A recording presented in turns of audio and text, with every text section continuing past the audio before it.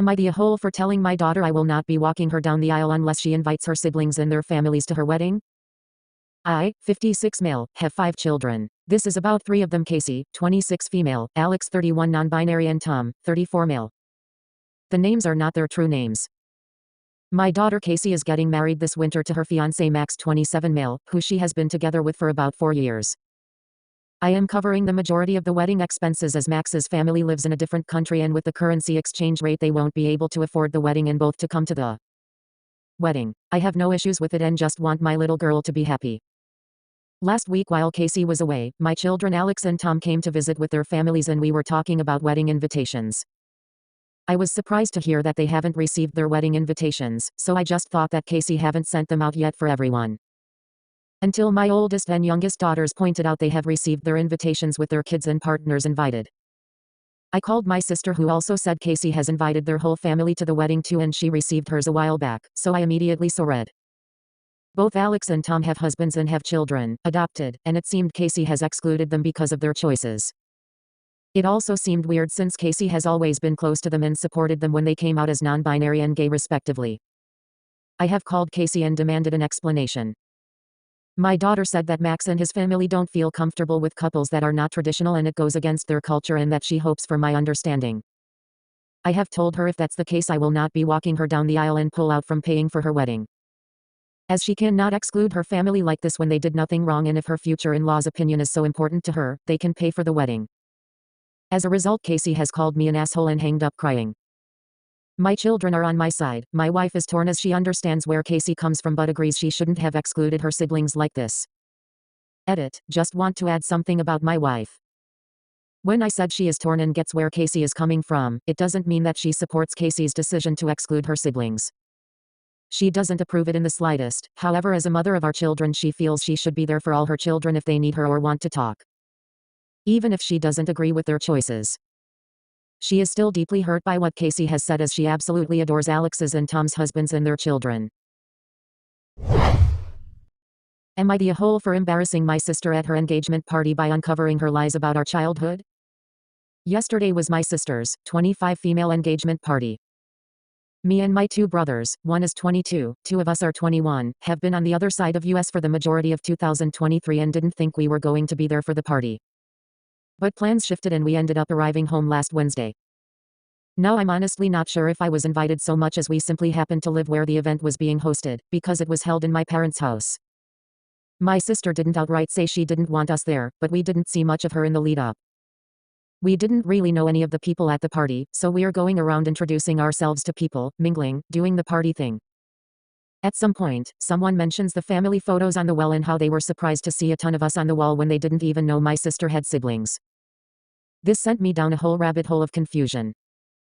This person elaborated and said she was surprised to see this type of photo on the wall because apparently my sister has told all of her friends that my parents were extreme workaholics.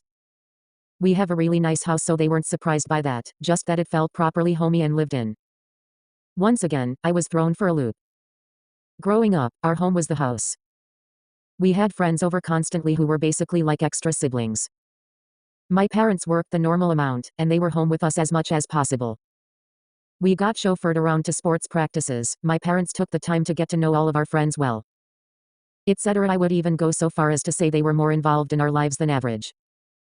It was my sister who really separated herself from everyone and chose to exclude herself from activities.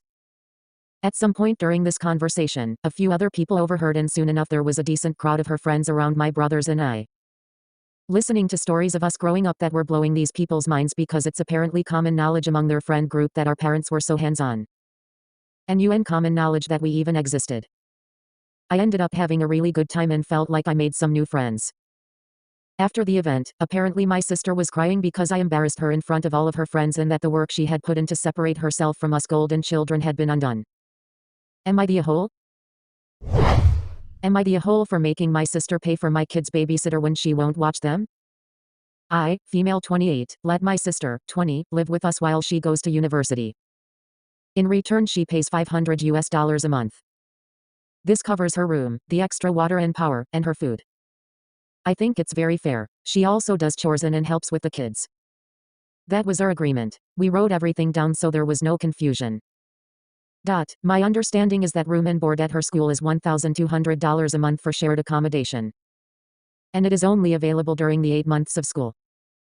So living here is $6,000 a year as opposed to $9,600 for 8 months and then 4 months living with our mom and stepdad. All was well for 2 years. She is a good student and a good kid. But she has a boyfriend now and she has started complaining about watching the kids every other Saturday night so my husband and I can have a date night. So I told her that I would find a sitter but that she was responsible for paying them since she was supposed to watch the kids. Now she is complaining that with her paying the sitter it is using up all of her disposable income. She said she may as well stay on campus next year. I agreed and told her that was a great idea. She gets her freedom and I get my hobby room back. My mom called me and said that my sister wasn't my unpaid nanny. I told her that I had already agreed that she could live on campus next semester. Then she said I was being a bitch because that would increase the amount they are paying for her and that 4 months away from her job and boyfriend was cruel. I'm kind of torn. We had a deal and I think it was fair. Am I the a-hole? Am I the a-hole for purposely not intervening and letting my little sister cause a minor accident with my car and making her partially cover damages to teach her a lesson about distracted driving? My 25 male, little sister, female 18, let's call her Christy, has recently gotten her license. She obviously thinks she's an incredible driver and can handle a car no matter what. After only 4 months of driving she has already become one of those girls who put their phone between their thighs to be able to look at messages and access it quickly while driving. It drives us all insane tbh and I and other family members have talked to her about it multiple times. It goes in one ear and out the other. Yesterday she did it again while driving my car when we were out getting groceries. She had been distracted for almost the whole drive and even continued to look at her phone, after a brief break, when I told her to cut it. When she was about to roll into a parking spot she probably got a message and looked down at her phone. I noticed that she was about to ram into a lantern and when I was sure she wouldn't cause damage to other vehicles I decided to just let her run into it instead of intervening. It was a huge shock to her and she just sat there for completely still for like 15 seconds processing what just happened. It wasn't until I said, "Will you learn to leave that fucking phone alone now," that she spoke again. The first thing she said was, "Why didn't you tell me?" in an absolutely baffled tone and I told her straight up that I didn't tell her so she'd learn a lesson. She was absolutely livid and tried to push all blame onto me for not intervening, but I told her it would have been the same outcome had I not been there and that ultimately she, as a driver, is responsible for not only her but also all passengers' safety. Christy was absolutely gobsmacked that she fucked around and found out. Even more so when I told her she would have to account for half the damages caused in the accident that the insurance wouldn't cover. In total that was just shy of $200, blown out light, bent bumper and a dent in the hood plus a few scratches and the damage to the pole of the lantern. She went completely wild, but I told her that she's lucky I'm not making her pay for everything since she was driving while being on the phone. A few days after the insurance gave me the sum and I told Christy what she owes me, which she paid immediately. She told me that apparently because of this she won't be able to go on a trip with her friends and that I'm a massive asshole. She also added she would have learned her lesson otherwise too.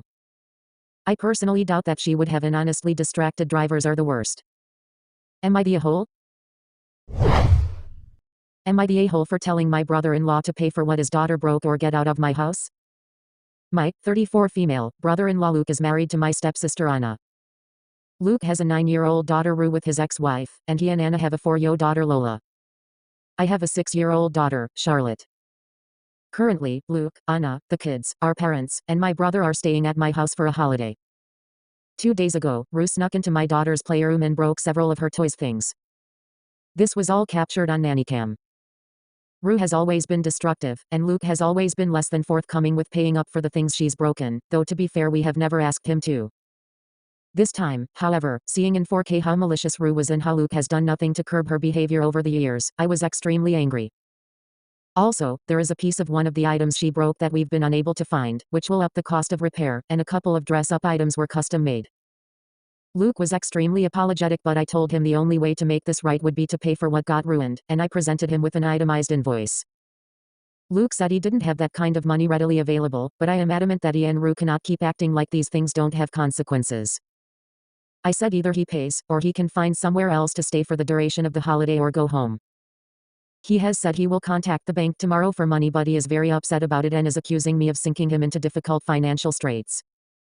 My parents think I am in the wrong for threatening to kick him out if he doesn't pay. They think I should ask for only what he can comfortable afford to pay, and that maybe I shouldn't invite them back, but they think I shouldn't ruin a trip that's already started. Anna is stuck in the middle. She agrees that Luke doesn't do enough about Rue's behavior but is worried how this is going to affect everyone's relationships. And also if they'll be able to afford the second trip they had planned for the summer break. Rue has been sulking and crying pretty much non-stop since it happened, which has put Luke even more on edge.